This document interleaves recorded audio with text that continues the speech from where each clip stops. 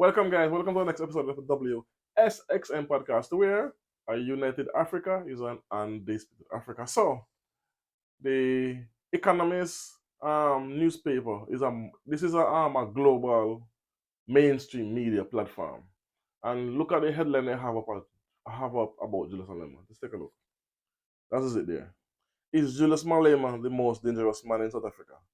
Not only that, look at this the below. His party wants to nationalize all. He may become kingmaker. So, what do you think of this? Just after the heels of his major manifesto release, this is what they print about him. Out of all the things they could print, this is what they print, and no one knows about it. This is an attack on Julius Malema.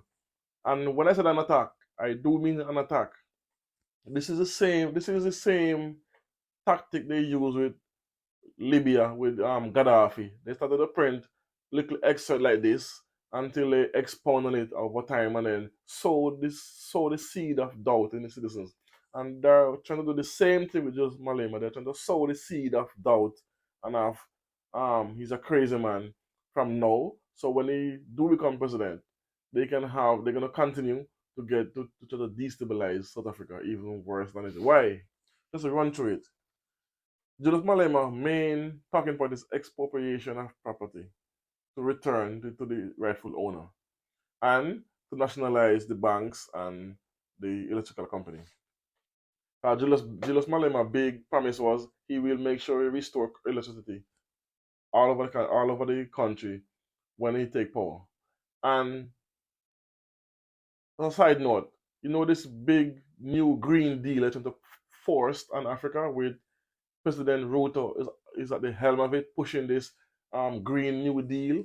So they want all African, which they did. They close on all the African countries coal powered electrical companies, while America, France, Germany, you name the country, they have coal powered electrical companies powered by coal because they're buying massive amounts, billions of dollars in coal from Africa to run their electrical companies to feed their country. But they are forcing this new Green Deal on South Africa and the continent for them to stop using all coal powered plant while they're using it. So, of course, President Ramaphosa listened, and that's what is causing some of the load shedding and also disrepair. They're not repairing, maintaining these companies. Because why? These henchmen are taking the money and pocketing it. Hence the corruption comes in. So, jump back on to Julius Malema now. Julius Malema want to take it out of the hands of the private people and out of the private sector and put it and nationalize it so the government can run it. And then clean up corruption because this is one of his main topics as well, to clean up corruption in South Africa. And this is what running these big families and these special interest groups care because if you nationalize the banks and the electrical company, they're going to lose billions of dollars. And the big family is going to start, who wouldn't have control, who wouldn't have the control on the grip over the rand to lower the cost of the not to lower to depreciate the currency for them to gain more. So that's what they're doing, and this is why Julius Malema is a threat to all these people who is making millions and billions of dollars annually off South Africa, even with resources. So the expropriation of land is not as how they're trying to make it seem as if you're gonna just take land from white people and give it back. No, they're gonna be a court appointed group over that to go through the paid documents, see who the land was taken from, and to return it and stuff like that. You cannot have stolen property for decades and now it used to be returned. You're crying, it's yours. No, it's not yours.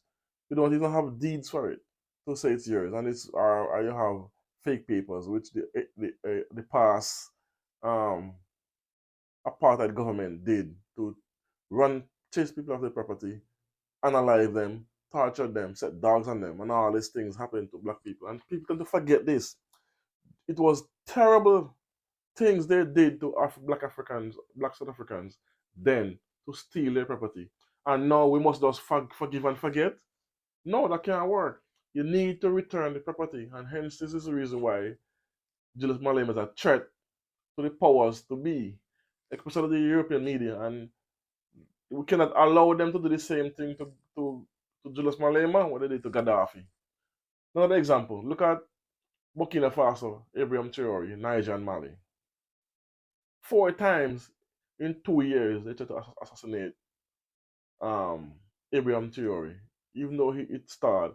And they tried all kind of misinformation and propaganda to turn his people against him. But yet the citizens stood by Abraham Traore and the juntas from the Mali and from Niger. The citizens stand by them, and this is the only difference with then and now, because what we have more access to media coverage. We don't have to listen to the mainstream media that can take any narrative and twist and turn it to fool the masses. Now we have channels all over the place, YouTube. We have Twitter, now known as X. So you have these leaders can directly speak to the people, and they can heard and be seen globally. No more misinformation. Well, not no more. It lessens the misinformation and the propaganda that they are preaching to to help destabilize countries. And this is why they fear Julius Malema, because Julius Malema is a very stringent Pan Africanist revolutionary. Somebody that can and will make massive and drastic changes to South Africa. And that's what running the special interests and the big families and the Western and the European countries to stop making millions and billions of dollars off the backs of South African citizens and also from the resources. And this is the only thing that they're worried about. It's not about, oh, he's the most dangerous man. You're putting him, I'm telling you, those words, you have to be very careful. So I hope the citizens do not get misled and led astray by outside influence to try to destabilize this trajectory of change for South Africa, like Burkina Faso, Niger, and Mali. Ghana will also be on the list because they have election in December this year, and with the puppetry level Nana Akufo is on, and also President Ruto of Kenya, they're gonna have major changes in these countries. So they do not want Burkina Faso, um, Burkina Faso's progress to be replicated, and that is what they fear the most. The replicating of good governance, like Burkina Faso, and if Julius Malema take over and South Africa becomes more prosperous, what do you think America's gonna start to do? Sanction South Africa heavily, like they just dish out new sanctions to Zimbabwe 2 days ago. And this is what they do. And sanctions won't work anymore because what? Within 5 to 10 years from now, the American dollar won't have the power it has because it's already losing its grip on the continent. Because BRICS nations is actually making a dent in that regards. And South Africa is a part of BRICS. So you're gonna make a major differences with sanctions. It won't be as they won't have that much grip as how we used to have back in the days. Anyway, let me know what you think about this and these people trying to paint Julius Malema as a dictator from now before he even become president. Let me know what you think about it in the comment section. Thanks for watching. Thanks for listening. Done now. Boom.